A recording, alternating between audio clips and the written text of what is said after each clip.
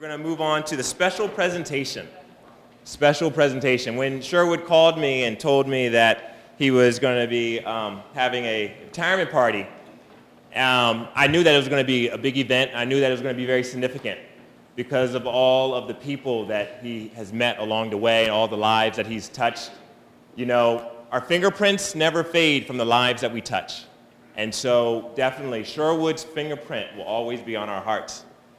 And I think about, and when we were talking about the event, he asked me if I could give like a special presentation.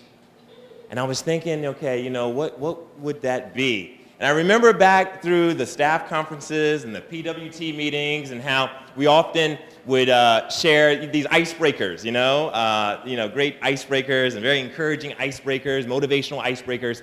And so I told Sherwood that I would come and I would share a few of his favorite stories that he really enjoyed. One was the frog story, another one was the weasels, and the last one was the old man with the pool in the backyard. So now, there's an old man who throws a party in his backyard. And in his backyard, there's a very large swimming pool. And in the swimming pool, there are alligators. And at one point during the party, the old rich man gets onto the microphone and he says, if any young man can swim from one side of this pool to the other side of the pool, I'll give that young man one of three things. Either $100,000 in cash, or two of my fancy cars, or one of my vacation homes anywhere around the world. At that moment, there's a large splash. And everybody turns and looks at the pool. And they see this young man in the pool swimming. Alligators are rushing towards him. He's able to dodge past the alligators. He's swimming to the other side. Alligators are right at his heels. But he's able to get to the other side and jump out of the pool. Everybody cheers. Everybody's surprised that he survived. The old rich man then comes over to the young man and he says, well done. So tell me, which prize do you want? Do you want $100,000 in cash? The young man replies, no, full of anger. Old rich man then says, okay, well, then you want two of my fancy cars? But again, the young man says, no. Then old rich man then says, okay, well, then you must want the third prize. You must want one of my vacation homes anywhere around the world. But again, the young man screams, no. And at that moment, the old rich man is confused. He's like, well, wait a minute. Those were the three options.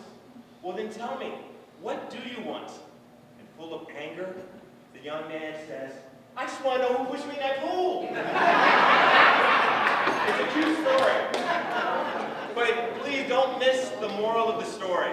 The moral of the story is this. If you live in the past, you die in the present. We have to let go of the past so that we can move forward into the future. And Sherwood is a person that is all about positive energy, positive attitude, and that's why I think he really liked this next story, the weasels. There was a young boy out in the Midwest who wanted to see an eagle fly. So he gets a pair of binoculars and he goes out to a large open field and he's watching, and finally he spots an eagle. And the eagle is flying higher and higher and higher. Then all of a sudden the eagle stops in midair. And it begins to fall and flap and fall and flap and fall and flap. Finally it disappears out of sight. And the little boy says to himself, what happened to the eagle? Did someone shoot the eagle? I didn't hear a gun. And the little boy walks for about a mile in order to find where the eagle had landed.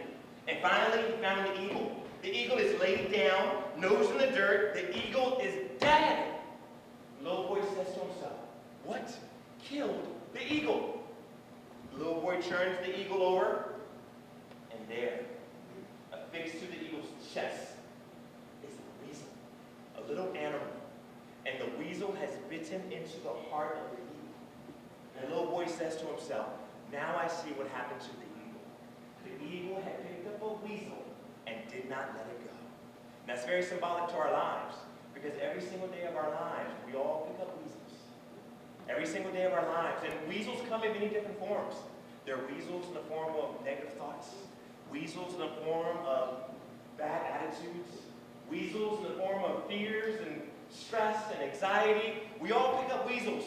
And if we don't drop the weasels, then the weasels will drop us. If you agree, say aye. Sherwood knows how to drop weasels. Sherwood knows how to let go of all negativity and to keep moving And the last story is a children's story that Sherwood likes. And also, John Ames really liked this story as well. And in the whole office, really. Alan Lickman, too, right? The whole office is a story of a group of frogs traveling in the woods. And two of them fall down into a deep pit and begin jumping, trying to get out of the pit. All the other frogs gather around the pit. And when they see how deep the pit is, they begin to tell those two frogs that they are as good as dead. They tell them the pit is too deep. They tell them they are hopeless. They tell them they just lie down and die. One of the two frogs in the pit takes heed to what the other frogs are saying. He listens to all the negativity. And you remember, where focus goes, energy flows. What we focus on, we feel. He listens to all that negativity, and he becomes very discouraged and depressed, and he just gives up. He stops jumping, lies down, and dies. But the other frog keeps on jumping and jumping and jumping. The crowd of frogs outside of the pit continue to yell at him words of discouragement. You're hopeless. This pit is too deep. Just lie down and die. But that frog, he doesn't stop. He keeps on jumping and jumping and jumping. And finally, he makes it out of the pit. Everybody was surprised. And then they discovered that he was hearing impaired. He was unable to hear all those words of discouragement. Although he could not hear what they were saying, he could see all of the body movements and all of the commotion. And he actually thought that they were trying to encourage him the entire time.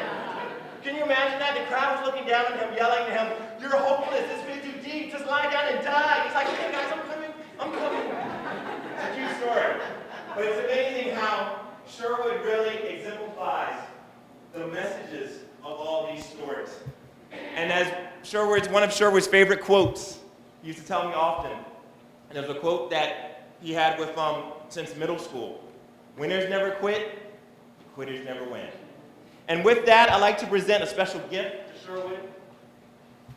I was just thinking about what could be something that could really be symbolic. And I was thinking about how in Sherwood's enthusiasm and his positive energy, and I know that at the source of his strength, at the source of his enthusiasm, is his strong faith. And so I wanted to share with him, and I'll open it for you, Sherwood. It's just a little chart, and it just has because I know that we all as human beings get discouraged at times. And so as Sherwood, I know he's going to continue to be positive. And I just saw this chart, and it's something that can help us all to stay motivated. You know, when we say it's possible, God says all things are possible. It's a little chart that has different Bible verses of encouragement. And so I just thought about this, I was motivated by it, and I knew that Sherwood would enjoy it as well. So here you go, buddy.